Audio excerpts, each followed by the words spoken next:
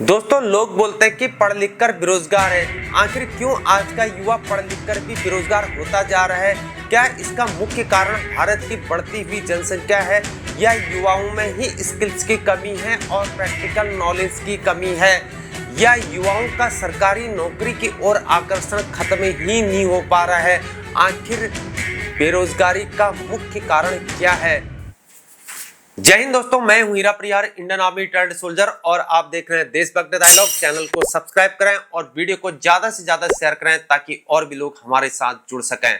क्या हमारे देश के नेताओं ने कभी इस बात को गहराई से सोचने और समझने की कोशिश की है, या हमने ही ऐसे नेता चुनकर भेज दिए हैं जो हर वक्त अपने राजनीतिक नफा और नुकसान को देखते हैं, या गलती ही उन युवाओं की है जो आज के दिन में रोजगार नहीं पा रहे हैं? आखिर युवाओं को कोसने से क्या होगा जब युवा 10th से लेकर B Tech, B A, M A, M Tech, PhD और कई टेक्निकल क्वालिफिकेशन, टेक्निकल डिग्री लेकर बैठ रहा है, और उसके बाद भी युवक और युवतियां बेरोजगार हैं और नौकरी नहीं पा रहे हैं। फिर भी हम कह रहे हैं कि उन युवक और युवतियों में स्किल्स की कमी है। कभी पब्लिक में आप जाकर देख लेना तो पब्लिक में किसी बंदे और कई लोगों को आप कहते हुए सुनेंगे कि इन युवाओं में कमी थी, ये नौकरी नहीं पाए। अगर युवाओं में अगर कमी थी, उन युवक और युवतियों में अगर कमी थी, तो कैसे उन्होंने 10th से लेकर M Tech, B Tech, technical qualification, PhD degree इत्यादि ले ली? कभी इस बात को सोचने की समझने की कोशिश की हमने? फिर भी हम कहते हैं कि युवाओं में कमी है। अगर युवाओं में कमी है तो इतनी सारी क्वालिफिकेशन उसने कैसे ले ली?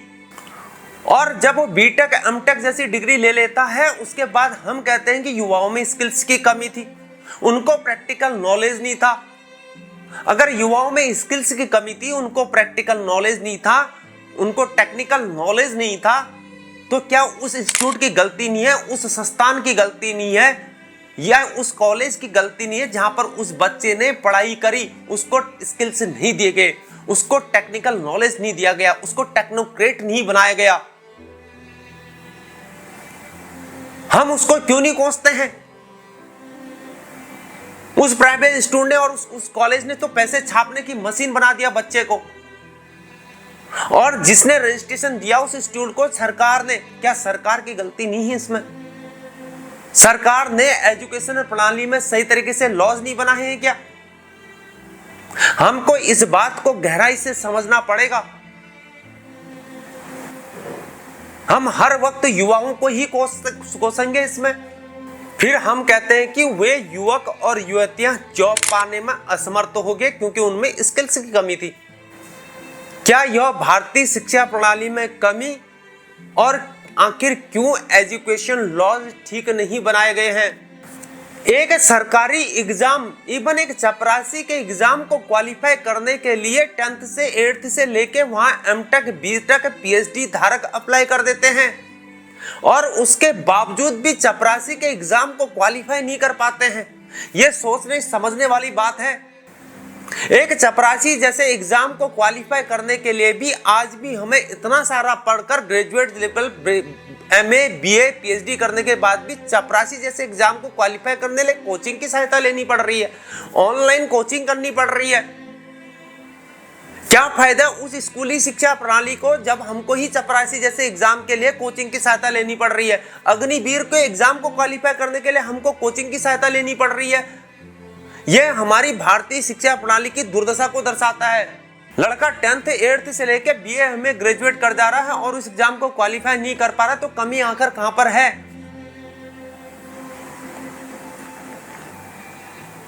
यह बहुत सोचने और समझने वाली बात है दोस्तों। आज हमारी भारतीय शिक्षा प्रणाली को बहुत ज्यादा सुधारने की जरूरत है।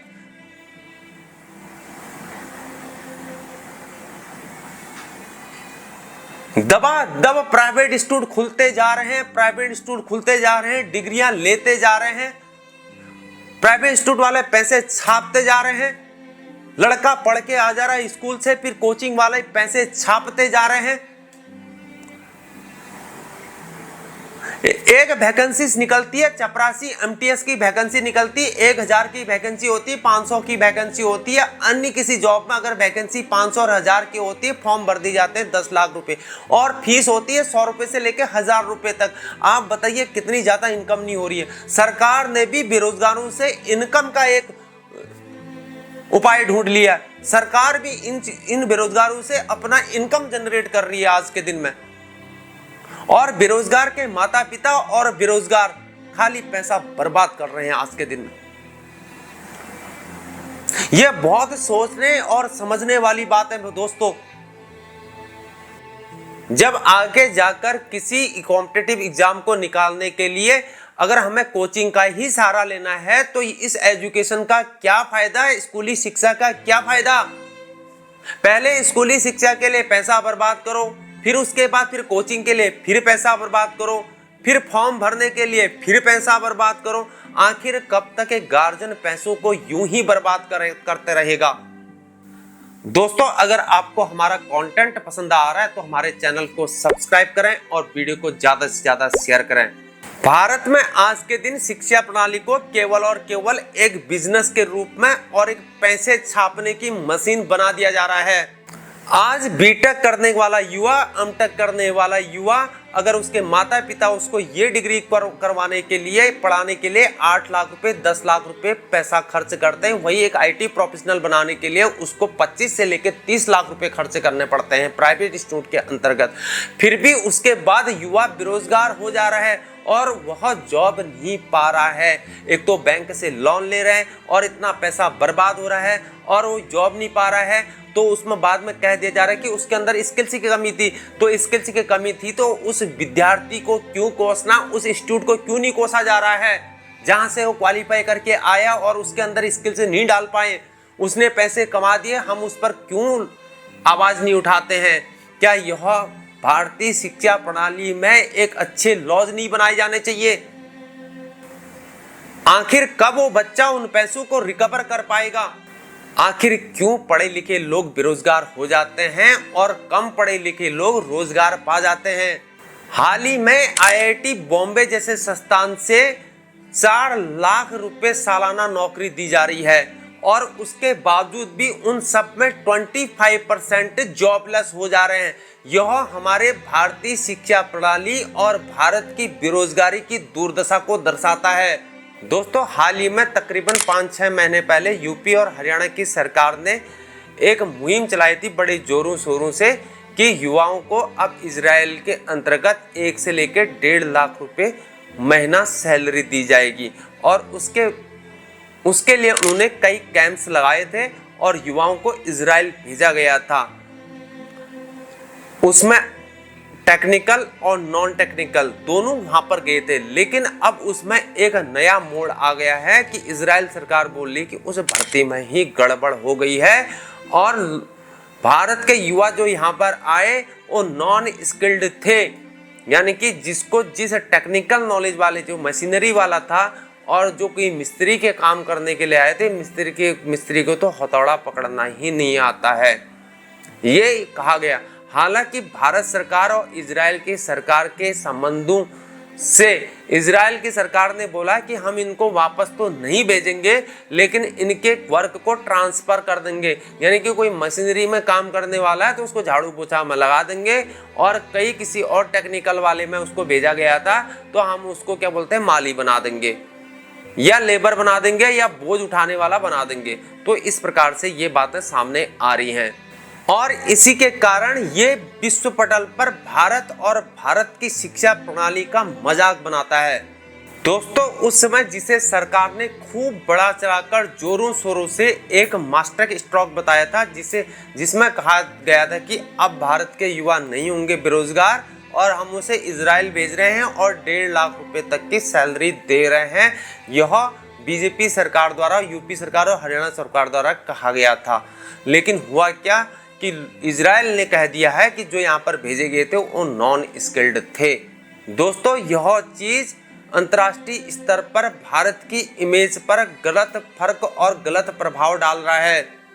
दोस्तों, हाल ही में इंटरनेशनल लेबर ऑर्गेनाइजेशन ने एक रिपोर्ट निकाली थी, जिसमें उस रिपोर्ट के अनुसार भारत में 80% युवा बेरोजगार हैं, जिसमें उन युवाओं में स्किल्स की कमी को बताया गया है। जहां सन 2000 में यह बेरोजगारी दर 35.2% थी, तो 2022 में बढ़कर 65.7% हो गई है।